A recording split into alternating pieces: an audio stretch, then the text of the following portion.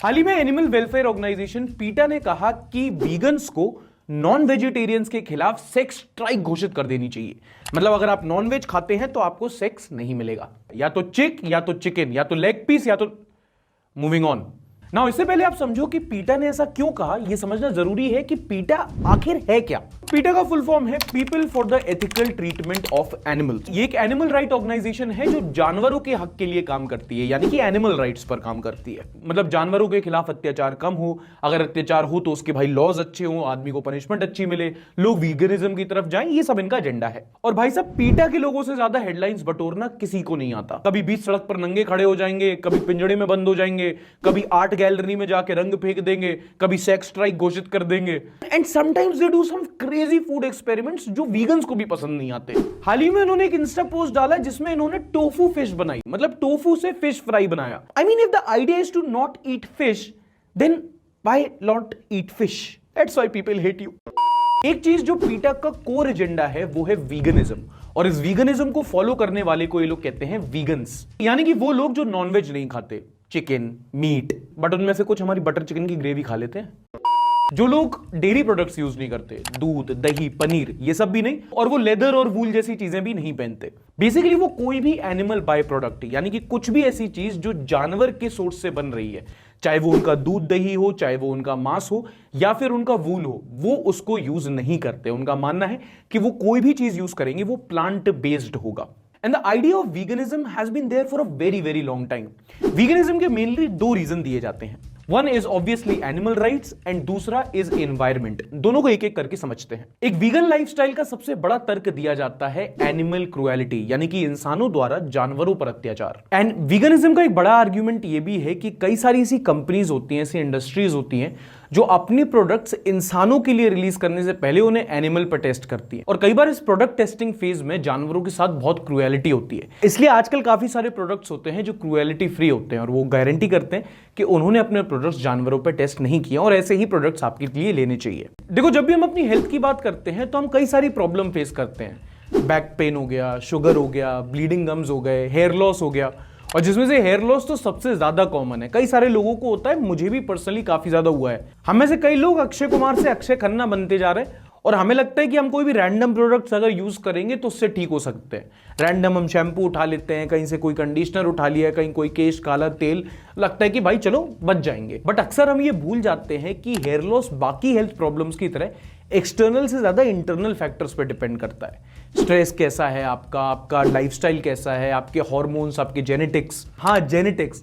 आप शायद जानते नहीं होंगे कि जेनेटिक हेयर लॉस के 7 स्टेजेस होते हैं, और अगर आप स्टेज 1 से लेके स्टेज 4 के बीच में हैं तो सही लाइफस्टाइल और ट्रीटमेंट के साथ आप हेयर लॉस कंट्रोल कर सकते हैं। और अगर सही टाइम पे नहीं सुधरे और स्टेज 5 के बाहर चले गए तो भाई फिर हेयर ट्रांसप्लांट जैसे रिस्की प्रोसीजर लेने पड़ते हैं, कोई और चारा नहीं होता। इसलिए अब हमारे पास है ट्राया।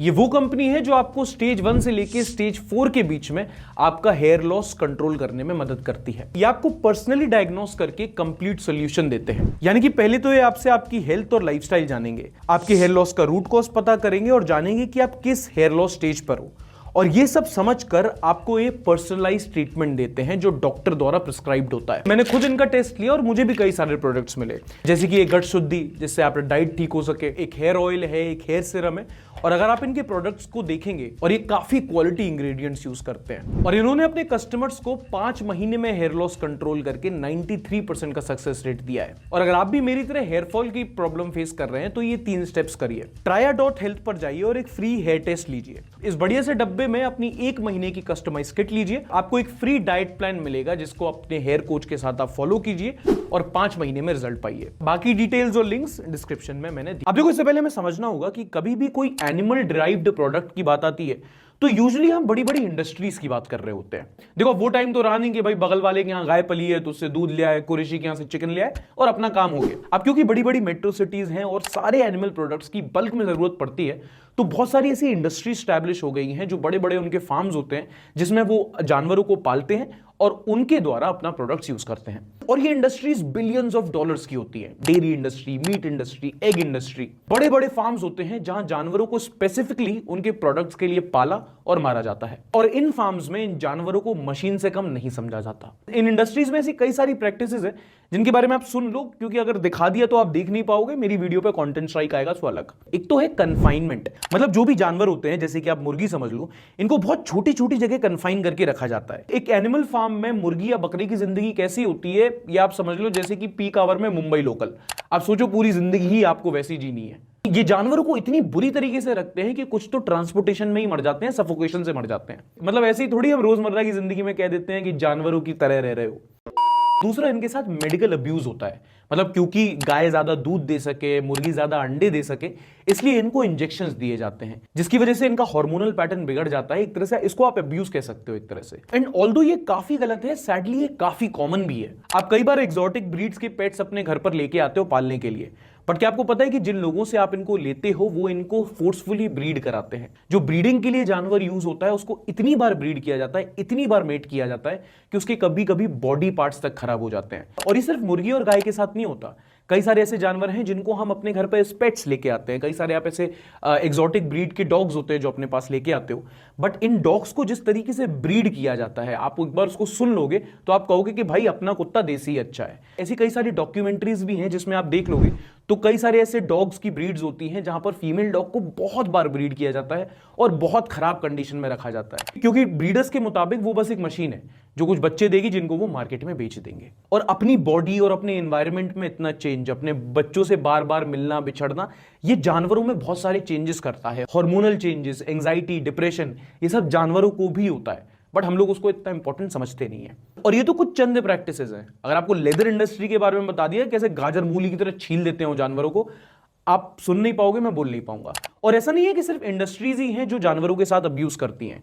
ऐसे रिसेंट टाइम्स में कई सारे इंस्टेंसेस सामने आए जहां आम लोगों ने भी जानवरों को इतना अब्यूज किया है कि भाई लोग शॉक होकर रह गए। आपको याद होगा कुछ टाइम पहले केरला में एक प्रेग्नेंट हथनी को एक्सप्लोजिव से भरा फल खिला दिया था, जिसके बाद उसकी मौत हो गई थी। इसका बहुत बड़ा बवाल बना था, कई सारे बॉलीवुड सेलिब्रिटीज ने इसके बारे में बात की थी, न्यूज चैनल में इसके बारे में बात आई थी, लेकिन उसके बाद मामला ठंडे बस्ते में चला गया। कुछ ही टाइम पहले कुछ लोगों ने एक मॉनिटर लिजर्ड का गैंग रेप किया था, एक मॉनिटर लिजर्ड का। और जो सड़क पर चल रहे कुत्ते, गाय हैं, इन जानवरों के साथ डेली बेसिस पर जो बर्ताव होता है वो बताने की जरूरत नहीं है, आपको खुद पता है, पास पास के मोहल्ले में देख लेना। अब देखो, एक रीजन जिसकी वजह से इन जानवरों पे क्राइम इतनी फ्रीक्वेंटली और इतने बेबाकी से कर दिए जाते हैं वो ये कि हमारे देश में कोई ऐसा खास लॉ है नहीं जो एनिमल क्रूएलिटी को ढंग से पनिश कर सके। खास क्या, कोई पनिशमेंट है ही नहीं। एनिमल क्रूएलिटी को लेकर हमारे देश में सिर्फ एक कानून है, वो है prevention of cruelty to animals 1960, यानी कि PCA।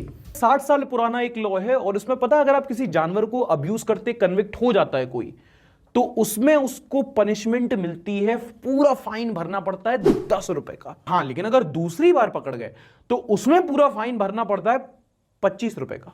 10 रुपए, 25 रुपए, आधे घंटे का पार्किंग चार्ज होता है, इससे ज्यादा ना। ऑब्वियसली पिछले कई सालों में कई ऑर्गेनाइजेशंस हैं और कई सारे ऐसे इंडिविजुअल्स भी हैं जिन्होंने आकर इस लॉ को बदलने की मांग की है। कहा है कि इस लॉ में आप अमेंडमेंट लाइए, इसके जो पनिशमेंट है उनको और स्ट्रिक्ट कीजिए। और इवन सरकार ने कहा है कि इस साल के एंड तक वो PCA में बदलाव लाएंगे, उसमें अमेंडमेंट करेंगे और जो फाइन होगा वो बढ़ाकर 50 से 75,000 तक कर दिया जाएगा। एनीवे, वीगनिज्म को लेकर जो दूसरा रीजन है वो काफी अंडररेटेड है, और वो ये कि पर्सनल लेवल पर अगर आप एनवायरनमेंट के लिए एक सबसे बड़ा कदम उठा सकते हैं तो वो है एक वीगन लाइफस्टाइल। और वो इसलिए क्योंकि फार्मलैंड्स के लिए बहुत ज्यादा डिफॉरेस्टेशन होता है, मतलब कि जानवरों के लिए, लाइफ स्टॉक के लिए उनको ग्रेजिंग लैंड जब बनाने हैं तो भाई पेड़ों को काटा जाता है, इन टर्न जंगल भी कम हो जाते हैं। और दूसरा ये कि प्लांट बेस्ड डाइट मीट से कई गुना ज्यादा एनवायरनमेंट फ्रेंडली होती है। फॉर एग्जाम्पल, जैसा कि आप इस ग्राफ में देख सकते हैं, जहां 100 किलो बीफ लगभग उतने ही kilo green house gases emit करती है एनवायरनमेंट में, वहीं उसका एक वीगन ऑल्टरनेटिव यानी कि कोई प्लांट बेस्ड ऑल्टरनेटिव सिर्फ 3% यानी कि 3 या 3.5 kilo green house gases emit करती है। और ऐसे आपको कई सारे ग्राफ और डेटा मिल जाएंगे जहां पता चल जाएगा कि meat and dairy industry environment के लिए कितनी बुरी है। मतलब वीगन्स का आप कितना भी मजाक उड़ा लो, पर्यावरण के लिए तो कम से कम वो सही काम कर रहे हैं। हाँ, ऑब्वियसली वीगन्स के कई ज्यादा क्रिटिसिज्म भी है। सबसे वाजिब ये है कि वीगन लाइफस्टाइल सबके लिए इतनी प्रैक्टिकल नहीं होती। फॉर वन, आप लो इनकम और मार्जिनलाइज लोगों की इकोनॉमी नहीं समझ रहे हैं, तो अगर उनको प्रॉपर बैलेंस डाइट चाहिए तो एक वीगन लाइफस्टाइल उतनी अफोर्डेबल नहीं होती। जो गरीब तबके के लिए होते हैं तो लोकली सोर्स्ड अंडे, दूध, दही, ये बहुत इंपॉर्टेंट पार्ट होते हैं उनके न्यूट्रिशन का, जो उन्हें सस्ते में मिल जाते हैं। हर कोई के पास एवोकाडो खाने के पैसे नहीं है। इसमें एक और बड़ी बात भी है कि अगर आप कोई लोकली सोर्स्ड अंडा खा रहा है और आप न्यूजीलैंड से एवोकाडो मंगा रहे हो तो ऑब्वियसली वो ज्यादा एनवायरमेंट फ्रेंडली है। मतलब इंपोर्टेड एवोकाडो प्लेट में रख के आप दूसरे को ऑमलेट को गाली देते हुए इनसेंसिटिव ही नहीं, हिपोक्रेट भी लगते हो। एंड सेकंड है कल्चरल नॉर्म्स। हजारों लाखों साल से जो तटीय लोग हैं, जो कोस्टल एरियाज में रहते हैं, वो मछली खा रहे हैं, या साउथ में लोग बफ मीट खा रहे हैं, बीफ खा रहे हैं। Sometimes that's all they know, sometimes that's all they have. एक और आर्ग्यूमेंट ये भी दिया जाता है कि वीगनिज्म शायद उतना नहीं, बट वेजिटेरियनिज्म ज्यादा प्रैक्टिकल है, क्योंकि भाई आप मीट वगैरह छोड़ सकते हो, लेकिन दूध, दही, पनीर, खासकर इंडियन कॉन्टेक्स्ट में इतना आसान नहीं होता छोड़ना। And to all the vegans as a non vegetarian myself, भाई बता रहा हूं, आई नो आप अच्छे कॉज के लिए खड़े हैं, हम लोग चेंज करेंगे धीरे धीरे, लेकिन ऐसे खड़े होकर सर पर हम लोग को गरियाओ मत, थोड़ा प्यार से बात करो, कम से कम सेक्स स्ट्राइक तो मत करो, वैसे ही नहीं मिल रहा। बेसिकली वीगनिज्म और प्रैक्टिकलिटी की एक डिबेट काफी टाइम से चलती आ रही है, जो चलती रहेगी। रिसेंट में इस प्रॉब्लम का एक अच्छा सा सॉल्यूशन ढूंढने की कोशिश की जा रही है, वो है आर्टिफिशियल मीट का। अरे वो विराट कोहली, अनुष्का शर्मा का एड नहीं देखा, you can't tell the difference but the planet can. Artificial meat मतलब वो डिश जो खाने, चबाने, टेस्ट में बिल्कुल मीट की तरह होती है। आप खाओगे आपको लगेगा आप बिल्कुल चिकन खा रहे हो, मटन खा रहे हो, बट वो आर्टिफिशियली ग्रोन होता है, टेक्निकली नॉन वेजिटेरियन नहीं होता। अगर आप कह रहे हो कि अरे अरे मुझे को नहीं पता, मैं तो पता लगा लूंगा डिफरेंस, एक बार खा के देखो, मैं तो कम से कम नहीं लगा पाया था। Now coming back to vegans, I know अपने आप को खून खच्चर करके केज में बंद हो जाना, या कहीं आर्ट गैलरी में जाके कोई पेंटिंग खराब कर देना, या सेक्स स्ट्राइक करना बेस्ट तरीका नहीं है।